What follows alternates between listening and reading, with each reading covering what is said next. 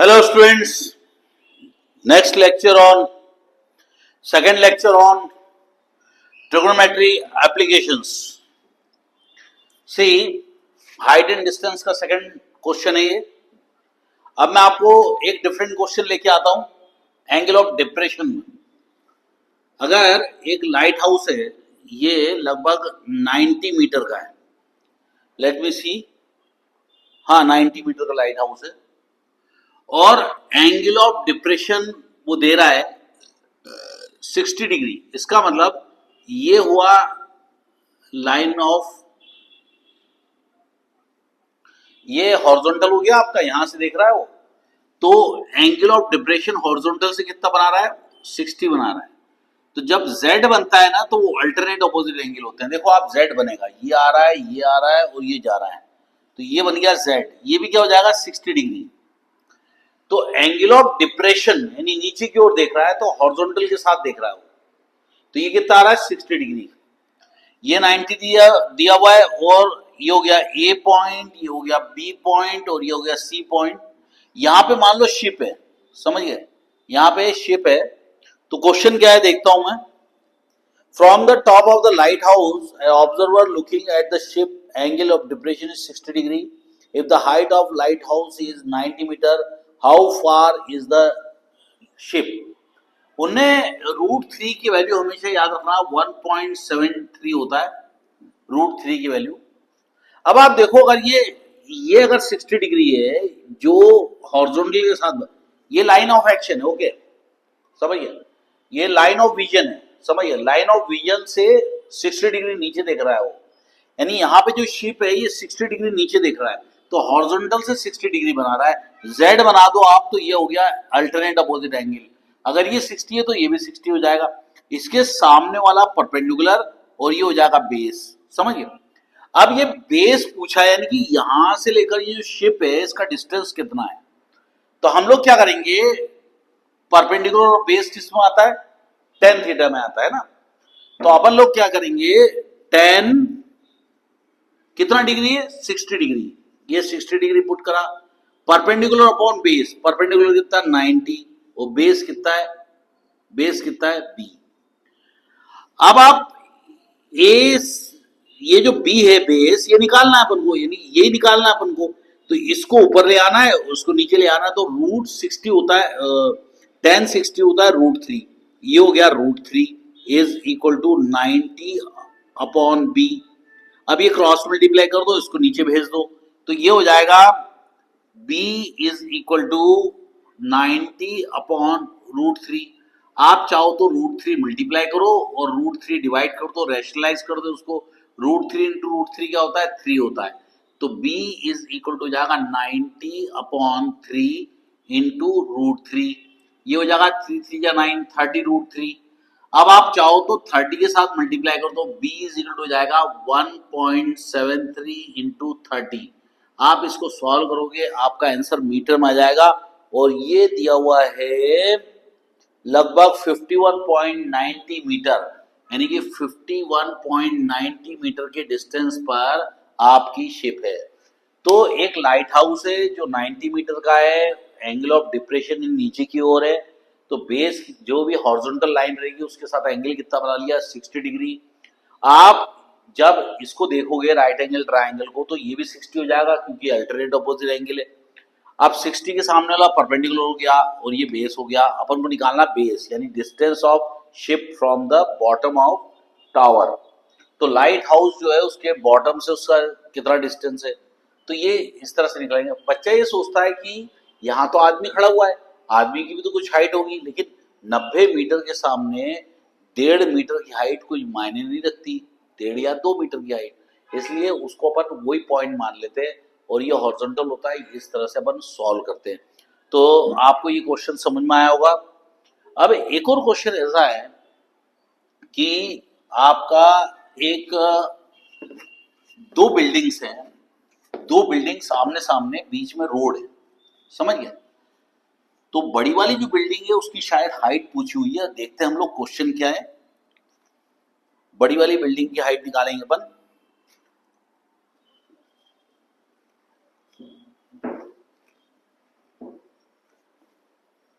देखो इधर,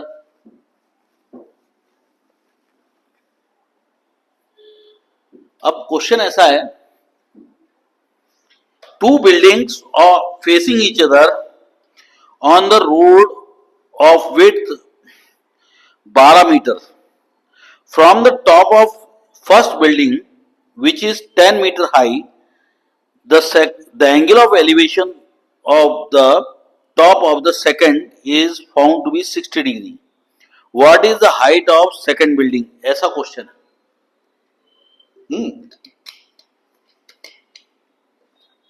ये हाइट एंड डिस्टेंस जो क्वेश्चंस हैं, ये ज्यादातर है इसके डायग्राम बनाना इंपॉर्टेंट होता है। अगर डायग्राम बन गया तो ये हो जाता है, और इसके अंदर इंग्लिश आपको अच्छे से आनी चाहिए। ये दो बिल्डिंग, बीच में एक रोड है। अब कभी देखो रोड से चिपक के तो बिल्डिंग होती नहीं, लेकिन फिर भी बोल रहा है कि दोनों बिल्डिंग के बीच का डिस्टेंस दिया हुआ है शायद 12 मीटर। कितना दिया हुआ है? 12 मीटर की रोड है, समझिए 12 मीटर की रोड है, और जो छोटी बिल्डिंग है वो 10 मीटर की है। छोटी बिल्डिंग 10 मीटर की है। अब यहां से ये हुआ लाइन ऑफ विजन, हॉरिजॉन्टल में लाइन ऑफ विजन होता है। यहां से बिल्कुल हॉरिजॉन्टल लाइन अगर खींची जाए तो अगर ये 10 है तो ये भी 10 होगा, समझिए, क्योंकि एक तरीके से आपका या तो स्क्वायर या रेक्टेंगल बन जाता है। यहां से एंगल ऑफ एलिवेशन देखेंगे, यानी कि अब लाइन ऑफ विजन हो जाएगा कितना, 60 डिग्री पे। तो 60 डिग्री पे लाइन ऑफ विजन हो रहा है, यानी कि 60 डिग्री पे वो बना रहा है। तो ये भी 90 है और ये भी 90 है। 90 के सामने वाला हाइपोटेन्यूज है। अब ये डिस्टेंस तो पूछा नहीं है उसने, अब ये डिस्टेंस पूछा तो उसको x मान लो, और टोटल हाइट जो अगर आप देखोगे तो ये हो जाएगी 10 प्लस x, है ना। अब दूसरी बात है कि ये 10 है तो ये भी 10 हो जाएगी। ये दिए नहीं बुक के अंदर, लेकिन अपन को क्वेश्चन के हिसाब से समझना पड़ता है। ऐसे क्वेश्चन में आपको करना क्या है, देखो ये पूरी हाइट पूछी, समझिए 10 प्लस x मान लेना। पहले अपन क्या करते हैं कि ये एक ट्रायंगल लेंगे और एक और काम करते हैं अपन, ये छोटा ट्रायंगल ले लिया और ये स्क्वायर ले लिया, ये तो ठीक है नहीं, अपन को एक और ट्रायंगल लेना पड़ेगा। पर जब यहाँ पे 60 डिग्री बना रहा है तो यहाँ पे कितना डिग्री, पूरा क्वेश्चन पूरा पढ़ना पड़ेगा अपन को, क्वेश्चन पूरा पढ़ना पड़ेगा।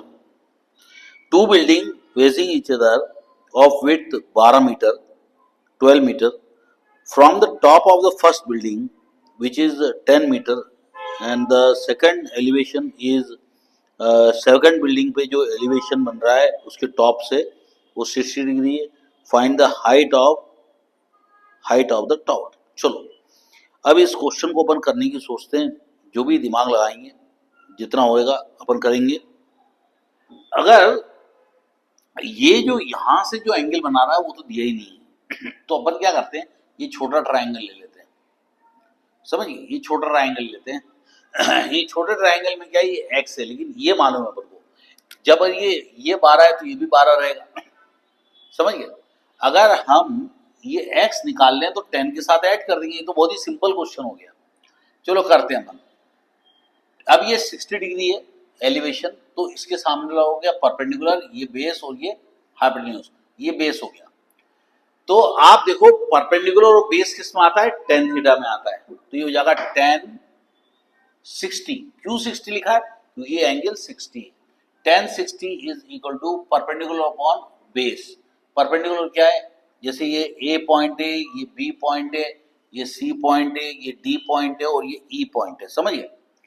तो आपका BC है, क्या है, BC है, परपेंडिकुलर मतलब BC है, BC। और परपेंडिकुलर अपॉन बेस, बेस क्या है, 12 है, बेस क्या है 12। ये होता है tan 60 होता है √3, ये हो जाएगा √3 into 12 is equal to BC। क्या हो जाएगा, √3 into 12 is equal to BC।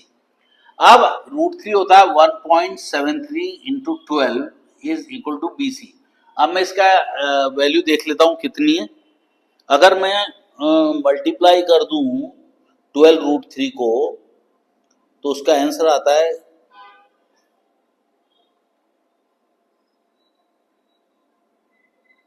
अच्छा जो भी आता हो देख लेंगे अपन।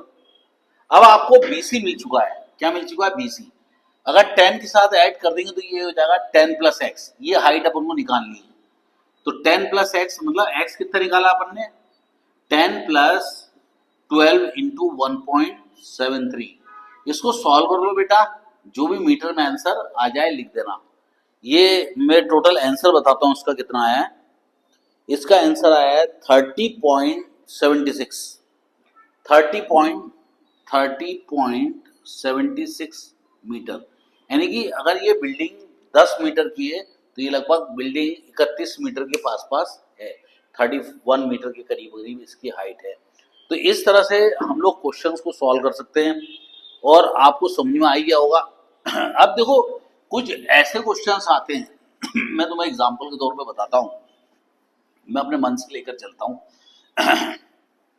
ऐसा बोलता है वो कि एक लाइट हाउस है, एक लाइट हाउस है और ये लाइट हाउस की हाइट दी है मान लो 90 मीटर, समझ गया। वो बोलता है कि पहले दो शिप हैं, दो शिप है, एक ए पॉइंट पे और एक शिप है बी पॉइंट पे, और ये आपका थर्ड पॉइंट है सी, और ये पॉइंट हो गया डी। वो बोलता है पहली शिप से जो एंगल बन रहा है, पहली शिप से जो एंगल बन रहा है वो लगभग 45 डिग्री है। एंगल ऑफ एलिवेशन कितना है, 45 डिग्री।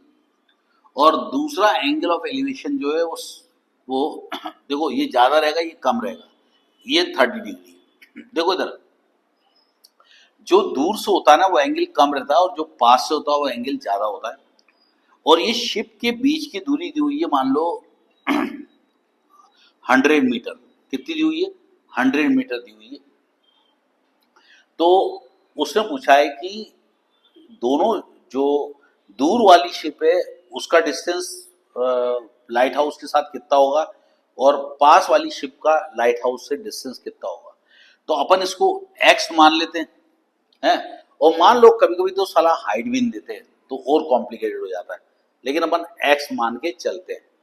तो पहले अपन फॉर्मूला यूज करते हैं, ट्राइंगल यूज करते हैं, बी सी डी ट्राइंगल लेते हैं, बी सी डी ट्राइंगल लेते हैं।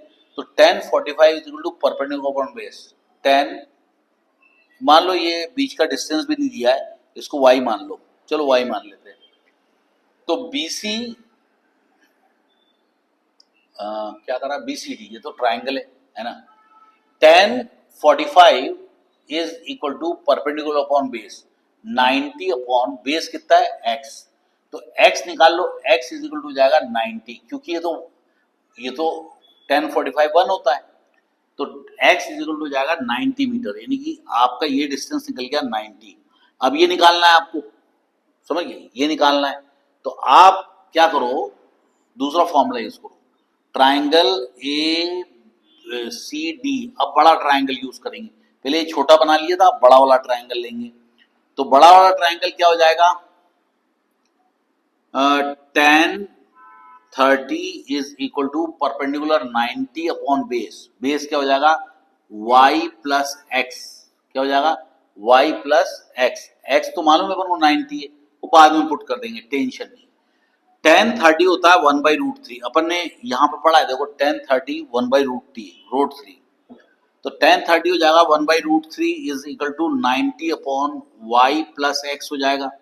अब x दिया हुआ है देखो, 9 नहीं दिया तो सॉल्व कर लेते हैं। x दिया हुआ 90, x कितना दिया हुआ 90, आप क्रॉस मल्टीप्लाई कर दो, y plus 90 is equal to 90√3, कितना होगा 90√3, यानी कि 90 इंटू 1.73। अब क्या करेंगे, y इज इक्वल टू जाएगा 90√3 माइनस 90, समझ गए।